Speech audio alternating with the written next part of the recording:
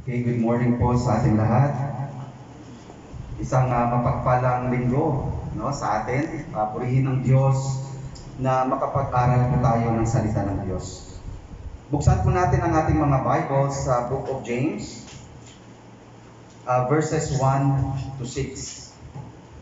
James chapter 5, verses 1 to 6. At inaanyayahan po ang bawat isa na nandito na tumayo at babasahin natin itong passage na ito. Responsively, verse 1, Go to now, ye rich men, weep and howl for your miseries that shall come upon you. Your riches are corrupted, and your garments are moth-eaten. Your gold and silver is conquered, and the rust of them shall be a witness against you, and shall eat your flesh as it were fire. Ye have heaped treasure together for the last days. Behold, the hire of the laborers who have reaped down your field, which is of you kept back by fraud, crieth, and the cries of them which have reaped are entered into the ears of the Lord of Sabaoth. You have lived in pleasure on the earth and been wanton.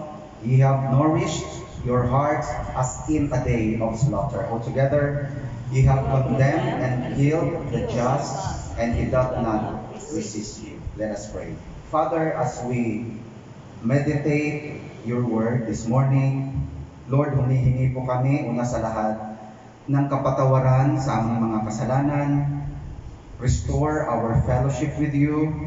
And once again, God, the Holy Spirit, fill us with your power. Pangunahan niyo po kami. Ikaw po ang umagit na sa amin pong pag-aaral sa iyong mga salita. Be my mouthpiece, dear God. Pagpalain niyo po ang iyong mga salita na amin pong pagbubulay-bulayan. Tanggalin niyo po lahat ng distraction, lahat ng mga hindrances, and help us, Lord, give us the grace na amin po itong maisabuhay. In Jesus' name we pray. Amen. You may now take your seats. Okay, so naalala po ba ninyo yung types of conflicts na napag-aralan natin nung nakaraang linggo? Okay, sa Book of James, mayroon pong mga conflicts na makita po natin, napag-aralan po natin. Mayroon pong the conflict between the rich and the poor. At yung isang conflict din, the conflict between employer and the laborer. At itong binasa natin, itong James chapter 5, 1 to 6, isa lamang ito sa mga references ng mga conflict na yan. Okay? Now in verse 1, sabi po dito, Go to now, ye rich men, weep and howl for your miseries that shall come upon you. Dito po sa verse 1, mga kapatid, yung pinakausap po ni James dito ay yung rich men, yung mga mayayaman during the time. No? Na parang sila yung recipient ng letter na ito. Pero alam naman natin na yung letter na to ay in-address ni James sa mga Jewish believers, sa kanyang mga kapatiran. But this time, parang yung kinakausap niya itong mga mayayaman ito. Okay? Now, the rich men in this verse or in this passage are not Christians. Hindi sila Kristiyano. Yung iba sa kanila hindi naniniwala sa Diyos. Yung iba naman sa kanila, pera at kayamanan ang kanilang Diyos sa buhay. So ito, kinakausap ni James itong mga taong ito, but at the same time, he is also talking to those professing Christians inside the church who had the same attitude, mindset, and focus just like these rich people. So kinakausap niya rin dito yung mga nag-claim na Kristiyano na kasama doon sa church. Now, by the way, professing Christians are not true Christians. Nag-claim lang sila na sila ay mananampalataya, sila ay Kristiyano. But in reality, hindi sila nakaranas ng regeneration or hindi sila na-born again. Hindi sila nakaranas ng spiritual birth. No, professing Christians, at ang daming mga professing Christians sa church. No? assuming na sila ay anak ng Diyos, na sila ay Kristiyano. But in reality, hindi sila nakaranas ng totoong born again or spiritual birth. Okay, so dito, sinulat ni James sa ganitong paraan, no, itong letter, itong passage na to, upang magbigay ng warning sa kanyang mga kapatiran. Okay, sa mga Christian believers, na isang kamangmangan ang magtiwala sa pera at kayamanan. Yan ang warning ni James sa mga brethren, sa mga Christian brethren. Isang malaking kamangmangan ang magtiwala sa kayamanan. Ang magtiwala sa pera o sa anumang mga bagay na meron tayo. No? At the same time, nagbigay din siya ng warning sa kanyang mga kapatiran na hindi dapat kainggitan itong mga mayayamang tao ito. At huwag kayong mainggit sa kanilang mga kayamanan. Ito yung purpose ni James sa pagsulat ng passage na to. Now, the rich people, kasi sa verse 1, go to now ye rich men. Itong mga rich men na to, sa panahon na yon, sila yung mga landowners. Sila yung mga taong nagmamay-ari ng maraming kalupaan sa panahon na yon. Sila yung mga landowners at yung iba sa kanila ay mga rich farmers. Okay? So, according to James, these men, itong mga taong ito, totoo, mayaman sila, mga kapatid. Mayaman sila. Pero yung kanilang kayamanan ay hindi naman nanggaling sa mabuting paraan. They were the wealthy people who caused the poor to suffer. Sila yung mga tao, sila yung mga mayayaman, sabi ni James sa kanyang mga kapatiran, na naging dahilan na kung bakit maraming mga mahihirap na tao, even mga kapatiran, naghihirap sila dahil sa mga mayayamang tao ito. Okay? They were using their wealth for selfish purposes. Yung kanilang kayamanan, yung kanilang pera, marahil, ginagamit nila hindi para sa kapakanan ng mga tao, kundi kung ano yung kanilang makuha, ano yung benepisyo para sa kanila, for selfish purposes. And they were abusing and even persecuting the poor people, even Christians during that time. Kaya verses 1 to 6, mga kapatid, mayroon pong accusation si James sa kanila. Now, James accuses these rich people of 4 things. Una, the first accusation ni James, according sa verses 1 to 3, they are foolish in storing up so many riches. Parang naging mangmang po sila, na imbak lang sila, ipon lang sila ng ipon ng kanilang mga kayamanan. Tingnan niyo sa verses 1 to 3. Go to now, ye rich men, weep and howl for your miseries that shall come upon you. Your riches are corrupted, and your garments are moth-eaten. Your gold and silver is cankered, and the rust of them shall be a witness against you, and shall eat your flesh as it were fire. Ye have heaped treasures together for the last days. Now, babasahin ko siya sa Tagalog translation. Pakinggan ninyo ito, kayong mayayaman, sabi ni Santiago, ni James. Tumangis kayo at humagulgol dahil sa mga kapighatiang darating sa inyo. Verse 2, bulog na ang inyong mga kayamanan at kinain na ng mapanirang insekto ang inyong mga damit. Kinakalawang na ang inyong ginto at pilak, at ang kalawang ding iyon ang magiging katibayan laban sa inyo at parang apoy na tutupok sa inyong laman. Yan ang kayamanang inimpok ninyo para sa mga huling araw. So, possessions that are not used spoil or became useless. Tandaan natin yan. Now, the word possession means the condition of having or owning something. Something that is owned or possessed by someone. Yan ang possessions. So, itong mga rich men na to, malaking kalupaan meron sila. Okay? Ang dami nilang mga material na bagay na yun ay kanilang possessions during the time. Now, possessions that are not used spoil or became useless. The word spoil means something stolen or taken by thieves. Mawawala lang yan. Pag yung mga bagay na yan na meron kayo, pag hindi yan nagagamit, masisira lamang. Yung iba, mananakaw lamang. Mawawala lamang. Magiging walang kabuluhan lang. Kaya ang sabi ni James, they are foolish in storing up so many riches. Kasi ipon sila ng ipon na hindi naman nagagamit yung kanilang mga kayamanan lalo na sa pagtulong sa ibang tao o sa kapwa. Naiimbak lang, nasisira lang yung kanilang mga kayamanan. Kaya sabi ni James, isang kabangbangan ang mag-ipon ng isang bagay na hindi mo naman nagagamit. Lalo na yung kayamanan. Ito yung isang accusation ni James. They are foolish in storing up so many riches. Ano pa? They were not honest in what they did. Itong rich men ito, oo, mayaman sila, may kayamanan sila. Pero hindi sila naging honest para makuha nila yung mga kayamanan nila. Look at verse 4. Tingnan natin. Behold, the hire of the laborers who have reaped down your fields, which is of you kept back by fraud, crieth, and the price of them which have reaped are entered into the ears of the Lord of Sabaoth.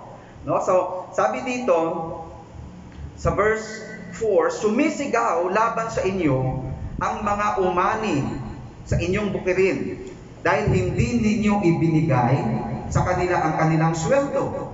Umabot na sa langit sa pandinig ng Panginoong makapangyarihan sa lahat ang mga hinaing ng mga mang-aani na inyong inapi. They were not honest in what they did. They got their wealth by unfair actions and they cheated their workers. Ganon silang klaseng tao, no? Itong mga mayayaman na ito. The third accusation ni James, they live a life of luxury while other people were in need of their help. Verse 5, ye have lived, sabi niya, in pleasure on the earth, and been wanton, you have nourished your hearts as in a day of slaughter. Nagpakasarap sila sa buhay. Sila lang yung nag-enjoy ng kanilang kayamanan.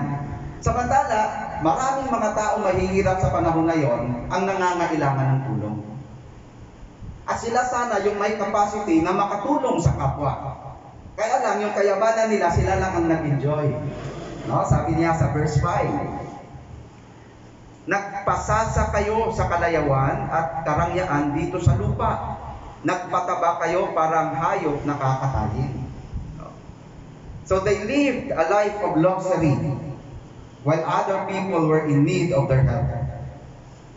According naman sa verse 6, the fourth accusation ni James sa kanila, they were guilty of the crime of murder. No, sabi sa verse 6, ye have condemned and killed the just, and he doth not resist you. No? Hinatulan ninyo at ipinapatay ang taong matuwid na walang kalaban-laban, sabi dito sa translation sa Tagalog. Now, in this passage, James gave warning about the punishment that would soon come upon these rich people. Nagbigay siya ng warning. Malapit na kayong hahatulan ng Diyos. Dahil sa inyong mga ginagawa, malapit na dumating yung paghatol ng Diyos sa inyo. James said that they should weep and cry aloud because it will be so awful. Kaya nga sabi niya sa verse 1, balik natin. Okay? Weep and howl for your miseries that shall come upon you. No? Sabi ni James, tumangis kayo at humagulgol dahil sa kapighati ang darating sa inyo. Ibig sabihin, yung judgment na yon ay hindi po nila ikatutuwa. Matinding judgment ang ipapataw ng Diyos sa mga ganong klaseng tao. No? They were guilty of the crime of murder to the point na kailangan nilang pumatay. Di ba? Makikita na natin yan, no? Minsan sa mga pelikula, kung sino yung mga mayayaman, sila yung may capacity na pumatay ng tao. Lalo na kung hindi nila nakukuha yung kanilang gusto. Or para makuha lang nila yung kanilang gusto, ando na yung pang-aapi. No? Na kung kinakailangan pumatay sila ng tao, gagawin nila. Kasi may kakayahan sila. No? So, they were guilty of the crime of murder. Okay? Now, according to James, take note ito yung clarification natin. God will surely punish them, not because they are rich. Hahatulan sila ng Diyos, parurusahan sila ng Diyos, hindi dahil mayaman sila. Now take note, hindi po galit or against ang Diyos sa mayaman. Maraming Bible characters na mayaman. No? Si Abraham, si Job, si Solomon. Ang daming mga taong mayaman. So dito, parurusahan sila ng Diyos hindi dahil mayaman sila. O hindi dahil mayroon silang mga kayamanan. Hindi po ganon. Okay? God will surely punish them not because they are rich, but because, una, they are guilty of how they got their riches and wealth. Bakit? Paano ba nila nakuha ito? They acquired riches or wealth by illegal means or for illegal purposes. Kaya dumami yung kanilang kayamanan, nagkaroon sila ng ganung klaseng kayamanan, mga kapatid, hindi dahil sa mabuting kaparaanan. Maraming iba doon ay illegal na paraan. O hindi matuwid na paraan. Sa masamang paraan. Pwede pa lang ganun, di ba? Pwede tayo magkaroon ng kayamanan, pero sa masamang paraan. At ang daming mga tao dito sa mundo na mayaman, pero hindi lahat ay galing sa matuwid na paraan. Marangal na paraan. Yung iba doon, illegal na paraan. Sa panahon ni James, may mga ganun na rin. Kaya sila hahatulan, they acquired riches or wealth by illegal means or illegal purposes. Ano pa? They are guilty because of the way they cheated other people. Hindi sila honest. Yung iba hindi nila binabayaran, yung mga laborers nila. No, kaya nga nagre-reklamo itong mga trabahador nila. Kasi trabaho sila ng trabaho sa kanilang bukirin, pero hindi naman sila binabayaran. Hindi naman sila binibigyan ng karapat-dapat na sana ibigay sa kanila bilang mga laborers. So, hahatulan sila ng Diyos because they are guilty because of the way they cheated other people. They are guilty because they depend on the riches or on their riches and not on God. Hahatulan sila kasi mas nagtitiwala sila ngayon sa kanilang kayamanan kaysa magtiwala sila sa Diyos. Okay? They are guilty because they depend on their riches and not on God. Sa verses 2 to 3, makita po natin dito, mga kapatid, yung klaseng wealth meron sila. No? And there are three types of wealth during the time. The first kind of wealth or type of wealth, itong mga rich men na ito, they had grain, oil, and food. Yun yung meron sila. No, pag sinabing grain, the seeds of plants such as wheat, corn, and rice that are used for food. Itong mga rich men na to, sagana po sila sa ganon. Ibig sabihin, hindi sila nagugutuman. Pagdating sa pagkain, marami silang pagkain. Naipong mga ganitong bagay. Okay? Kaya lang, if they keep this too long in store, no, itong mga pagkain na to, they will go bad and then they will be of no use. Ang point ni James ganito, itong mga wealth na to, tinatago lang nila. Samantala ang daming mga nahirap na mga tao sa panahon na yun, nagugutom. Sila, ang dami nilang mga grains. Ang dami nilang pagkain. Nakatago lang doon sa storage nila. At nasisira lang. Okay? So, meron silang sagana sa pagkain. Ano pa? They had many clothes. Tingnan nyo sa verse 2. Okay? Your riches are corrupted and your garments are moth-eaten. No? Kinakain lang ng mga insekto. No? One of the main types of wealth in the ancient world, ito yung pag marami kang set of clothes. Yung mga mahihirap na mga tao, isang set lang sila ng damit. Pero itong mga mayayaman, ang dami nilang set of clothes. Sa dami ng kanilang mga damit, nakatago lang at nasisira lang. Kinakain lang ng mga insekto. Ito yung accusation ni James sa kanila. Mayaman kayo, wala kayong problema sa ganyang mga bagay. Pero yung mga kayamanan meron kayo, tinatago nyo lang at nasisira lang. Samantala, ang daming mga mahihirap na mga tao nangangailangan ng tulong. Ito yung issue ni James. The rich would have many more clothes than they would ever wear. If they stored these clothes and did not use them, moths would eat into them. Ang mga insekto, kakainin lang yun. Ano pa? According sa verse 3, na type of wealth nila, of course, gold, silver. Ang dami nilang ginto, pilak, that had become stained and dirty from lack of use. Na itong mga gintong ito, ginto at pilak, nasisira or kinakalawang lang dahil andun lang nakatago lang. Di ba? Sabi niya sa verse 3, kinakalawang na ang inyong ginto at pilak, at ang kalawang ding iyon ang magiging katibayan laban sa inyo at parang apoy na tutupok sa inyong laman. Yan ang kayamanang inimpok ninyo para sa mga huling araw. These precious metals have no real worth until the owners use them. May ginto ka nga, may pilak ka nga, pero pag hindi mo yan ginagamit, useless. Pag yan lang ay nakatago lang yan, kakalawangin lang yan. Ito yung point ni James. Now, the message is clear that the riches of this world have no lasting value. Itong mga bagay na maiipon natin dito sa lupa, wala po siyang eternal value. No? Masisira at masisira lang siya. Mawawala at mawawala lang yan. No? Pagdating natin sa bandang huli, sa eternity, lahat ng investment natin dito sa lupa ay maiiwan lang. Okay? So, yung message, the riches of this world have no lasting value. They trusted in their riches, but riches will be of no value to them.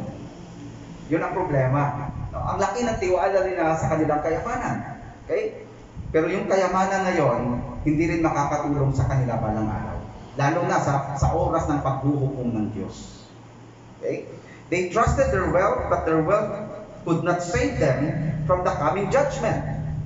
James warned them that they will soon face God's judgment. Yun yung warning ni James sa kanila. And they will surely experience God's punishment. So, ang nakita natin dito, kaya sila parurusahan, ulitin ko lang, hindi dahil mayaman sila. Or maybe dahil sa kanilang mga ginagawa na hindi nakapagbigay kaluguran sa Diyos. Instead of helping the poor, they kept all their wealth for themselves. Their crime, alam niyo kung anong crime nila? They were guilty sa una, naging greedy sila at naging selfish. Much of their wealth came from the poor, but they did not care about the poor. The poor suffered at the hands of the rich. Yun yung problema, no? At nakita ni James sa panahon na yun. Now look at verse 4.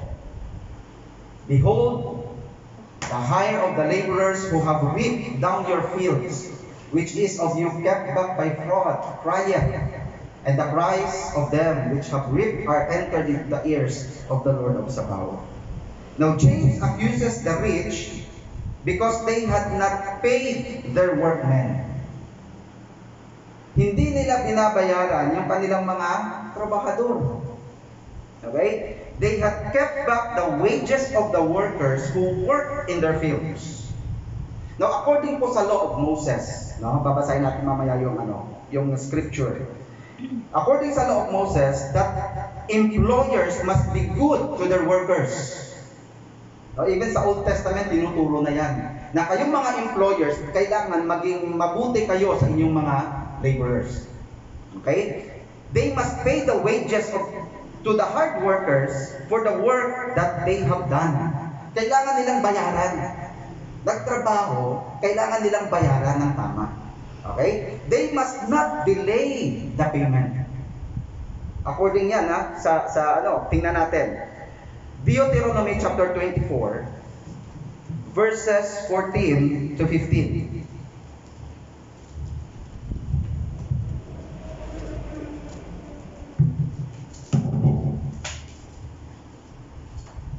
Deuteronomy chapter 24, 14 and 15. Allow me to read sa Tagalog translation.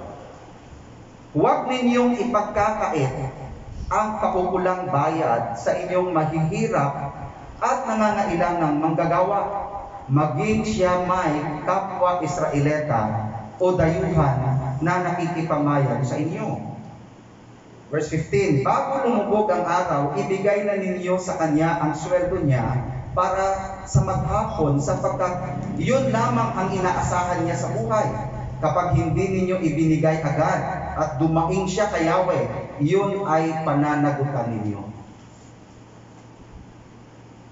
Leviticus chapter 19, verse 13. Huwag ninyong dadayain o pagnanakawan ang inyong kapwa. Huwag ninyong ipagpapabukas ang pagpapasweldo sa inyong mga manggagawa. No? Even sa law of Moses, ay mahigpit na binababalaan ng Diyos itong mga tao ito. No? Especially yung mga Israelita. If a worker suffers and cries to God, God will hear the prayer. Grabe pala, no? Kung yung mga inaapi, mga taong inaapi, lalo na kung anak siya ng Diyos, tapos hinain niya sa Panginoon yung burden na yon, God will honor her prayers. Ay, yan ang sabi, no? The wrong done to the poor worker would itself cry out to God against that rich person. God will punish those who cause the poor to suffer. Now look at verse 5.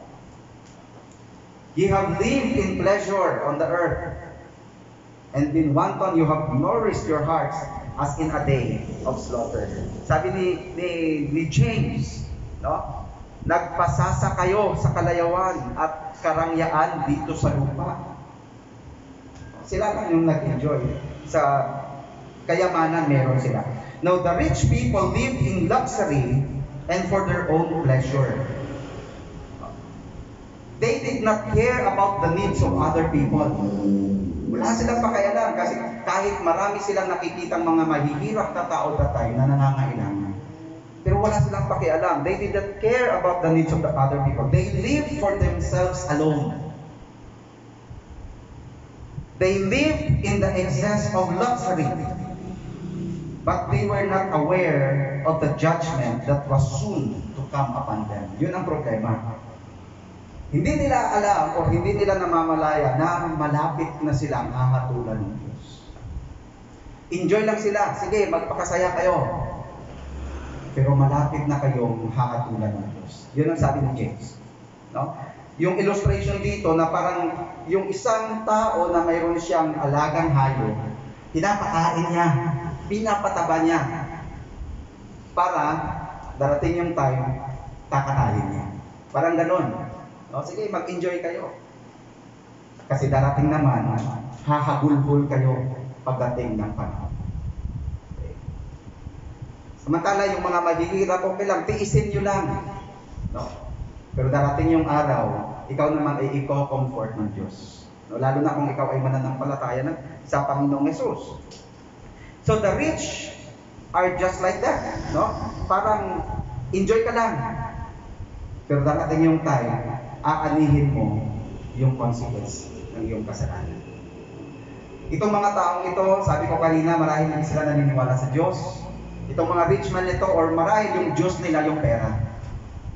Kaya wala silang pakialam kung ano ang need ng mga tao kasi yung focus nila, yung mindset nila ay sa sarili nila. No? So they are preparing themselves for their end, sabi ni James.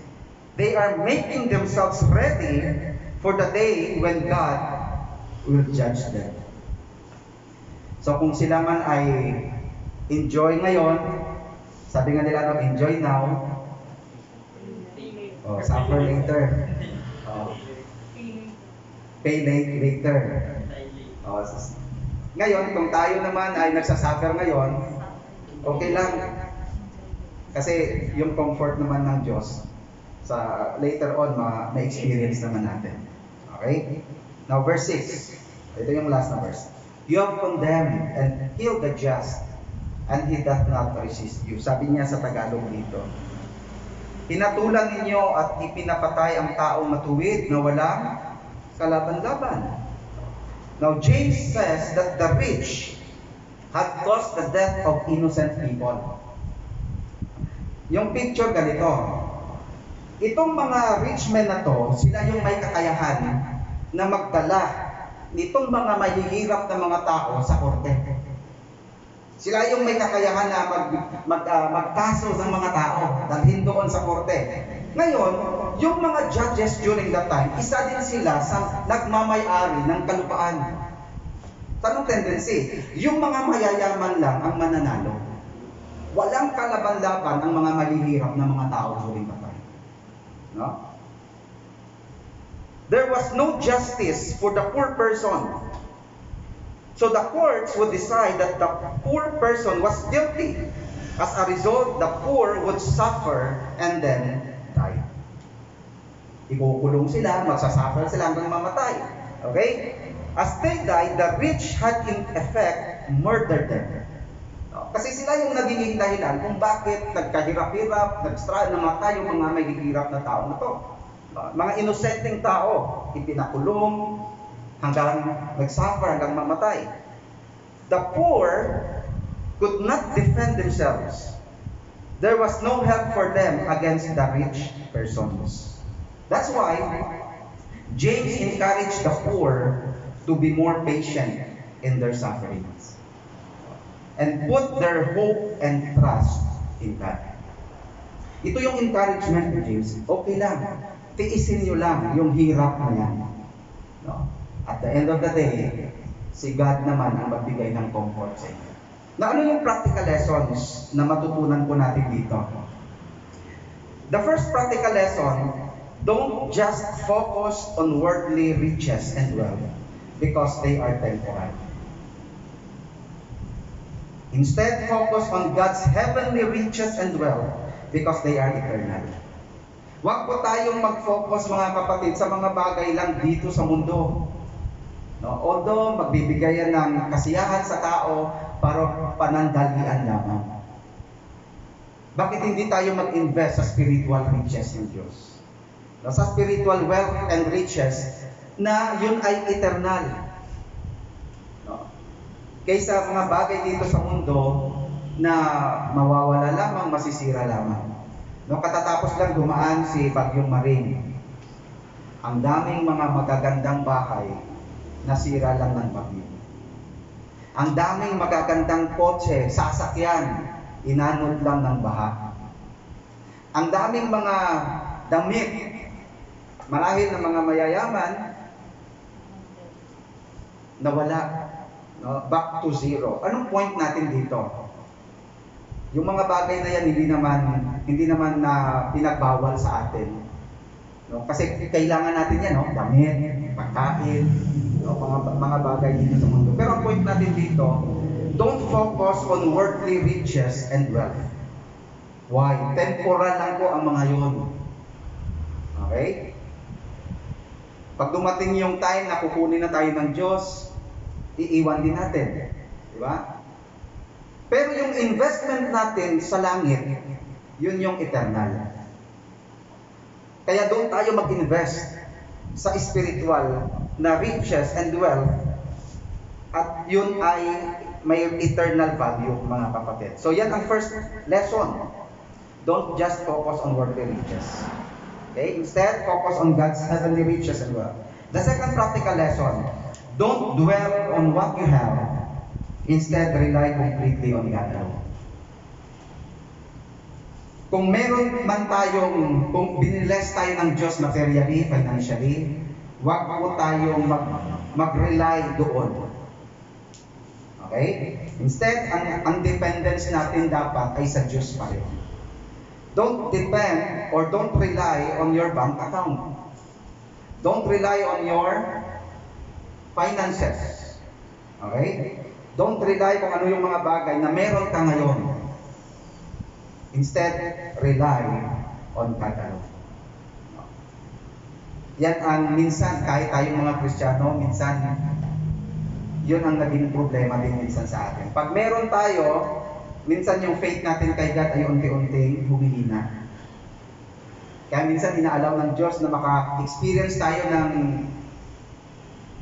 need, no? In order for us to learn na mag-rely sa ating Panginoon.